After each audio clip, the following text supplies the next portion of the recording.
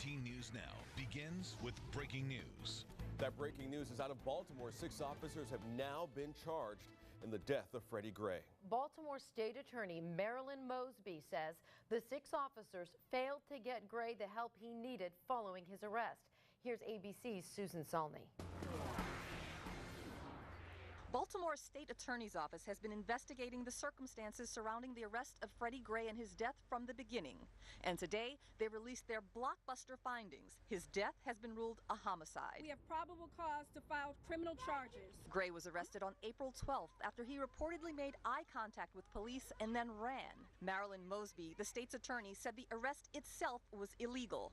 After he was restrained by police, Gray was then placed in the police van where his legs were shackled, but he was not restrained by a seatbelt. Following transport from Baker Street, Mr. Gray suffered a severe and critical neck injury as a result of being handcuffed, shackled by his feet, and unrestrained inside of the BPD wagon.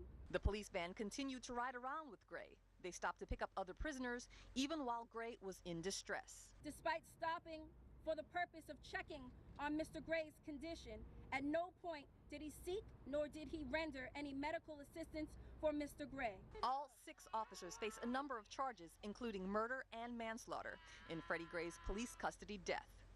When Mosby was finished her step-by-step presentation of findings, cheers erupted from the crowd.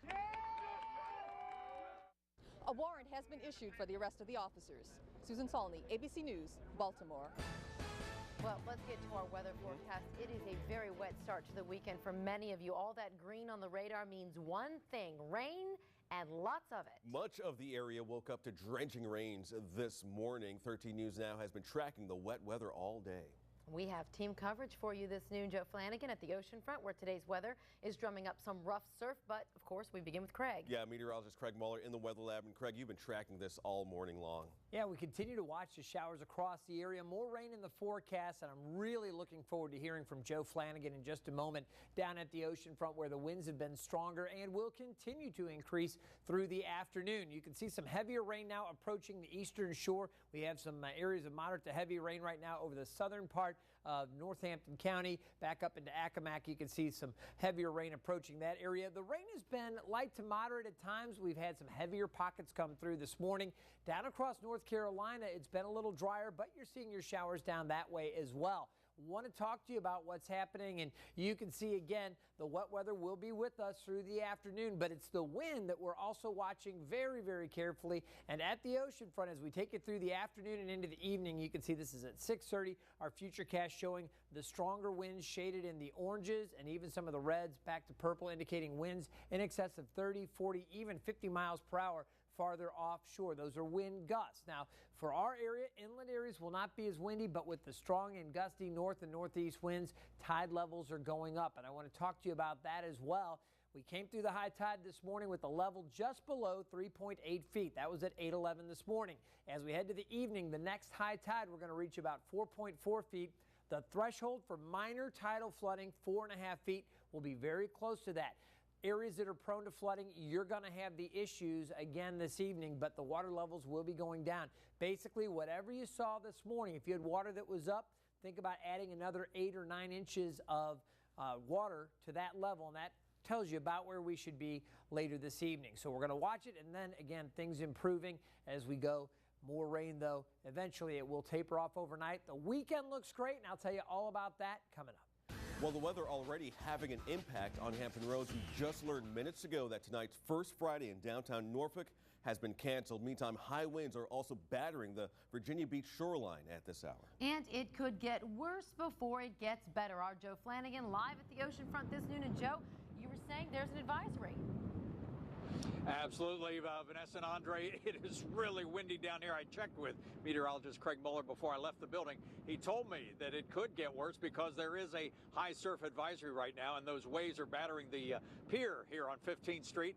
Photographer John Goodwin got some great shots earlier of those waves, just how big they are, right around the 3-foot range now, but Craig was saying it could get up as high as 6 to 8 feet as these winds continue throughout the day today.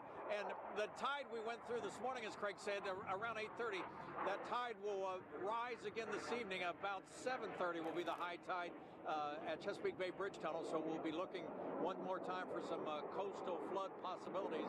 I spoke with meteorologist Aisha Scott, and she was also talking about the winds gusting in the 35-mile-an-hour range down here, sustained about 20 to 25 miles an hour. Not many people out here. I checked with Ocean Eddies. They're going to close just as soon as they get their Cisco order, which could be within an hour. But the little gift shop remains open through the day, even though it's horrible weather conditions. We'll be back live at 4, 5, and 6 tonight with more on the weather conditions here at the Virginia Beach Oceanfront. For now, reporting live, Joe Flanagan, 13 News Now. Well, your Weather Authority forecast is never more than just a few taps away with the 13 News Now Weathercaster app. You can find it for free in the App Store or on Google Play. Well, new at noon, we now know the name of the man hit by a train over the weekend. Police say Richard Harris was a block away from his home when he was struck by a train on Bolton Street. Right now, investigators are calling the 52-year-old man's death undetermined. Their investigation continues this noon. And we're learning new information about an overnight house fire in Suffolk. Just after midnight, crews responded to North 10th Street. Firefighters found flames coming out of the house. They got the flames under control in less than an hour. The good news here, the home was vacant at the time and nobody was hurt. Investigators are still trying to figure out what sparked. In Suffolk, a hotel fire forcing people out of their rooms. We're told around 2 this morning. Flames were somehow sparked in the kitchen of the Hilton Garden Inn out there on Harborview Boulevard. We're told the building's sprinkler system put the fire out. No one out there was hurt. Their doors reopened just hours ago, and now 2 popular businesses are again serving their customers. Yeah, we are talking about the Egg Diner and Starbucks in downtown Norfolk. They were forced to shut down after an explosion at the Selden Arcade last month. 13 News Now reporter Carl Leimer was there first thing this morning. After almost 2 weeks, it's back to work for a couple of businesses at Selden Arcade. Here at the Egg Diner, more than 24 employees are back on the job. Grand reopening, that's what it feels like, man. Marlon Manyweather is more than a little happy to be back at work. Getting into the swing of things Friday morning at the Egg Diner was easy for the man they call Hollywood. When the doors reopened, the longtime employee says it was like a family reunion. Man, it just feels so good to be home, man. Yesterday, it just felt great to put everything back together. Man, I'm so glad to be back. I actually got chills when I walked in here today because, it was really like the first day, again, of opening a new restaurant. Owner Philip Decker says the last 2 weeks have been tough. The place was a mess after an explosion in Selden Arcade forced him to close his doors. Power turned off to the building. Through it all, he found a way to keep his employees working. I had my kitchen staff either working at the Egg West, which is our second restaurant, or they were in here cleaning every day. Starbucks next door also reopened today, both businesses seeing regular customers anxious to come back. We get up early every weekday morning and we walk through the city, along the waterfront, stop here and have coffee, and we've gotten to know all the servers and, of course, Hollywood and Phil, and it's family. And until power is completely restored, a couple of generators will keep the lights on. In Norfolk, Carl Leimer, 13 News Now. Still a busy afternoon right now. Crews in Portsmouth are trying to fix a broken water main that flooded a busy street this morning. Crews were called out early this morning to Portsmouth Boulevard near Rodman Avenue, right off of the interstate. Our Sandra Parker was there and says engineers are still working on the problem. She's live right now.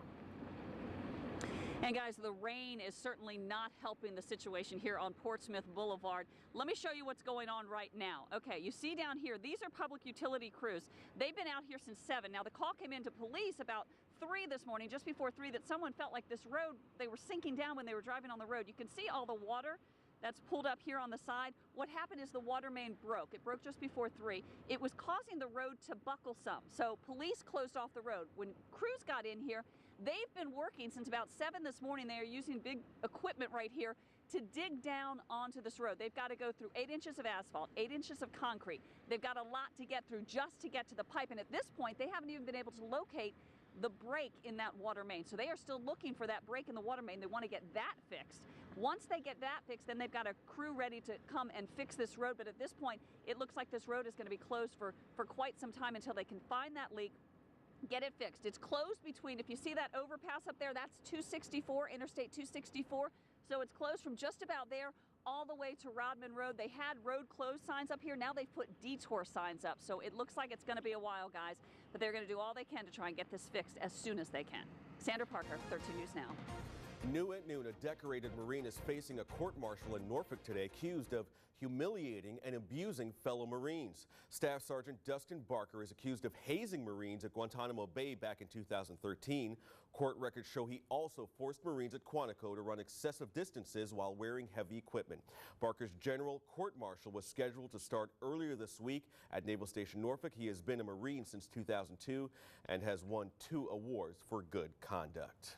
Well, right now, the Army's suspending airborne training at Fort Bragg in North Carolina. It'll last, we're told, until units in the 18th Airborne Corps complete a refresher course at the Advanced Airborne School. All of this following the death of a second paratrooper in just 2 weeks' time. Military brass made the announcement yesterday, hours after Specialist Nicholas Roberts of Florida died during a training jump. Roberts was 27 years old. 2 weeks ago, Private Joshua Phillips of Nevada died during an exercise at Fort Polk in Louisiana. Phillips was just 19. We have a crime alert for you this noon out of Norfolk. Police there looking for this man. Take a look at your screens. Detectives say he held up a Shell gas station on Hampton Boulevard on Wednesday night. Now, he managed to get away before police showed up. Nobody was hurt in the robbery, but if you have any information that can help investigators, you're of course asked to call the anonymous crime line. Well, a possible new twist in 2 police-involved shootings in Portsmouth. One attorney thinks there's a link to another officer-involved shooting that happened several years ago. What he's saying about the case, next at noon. And we're continuing to track rain moving through Hampton Roads right now. Craig has an update to your Weather Authority forecast coming up. He inspired the American Sniper movie and a book. Chris Kyle, gunned down by a man he was trying to help. That's his wife. We're hearing from her. We're going to tell you why she is now speaking out in our next half hour of 13 News Now at noon.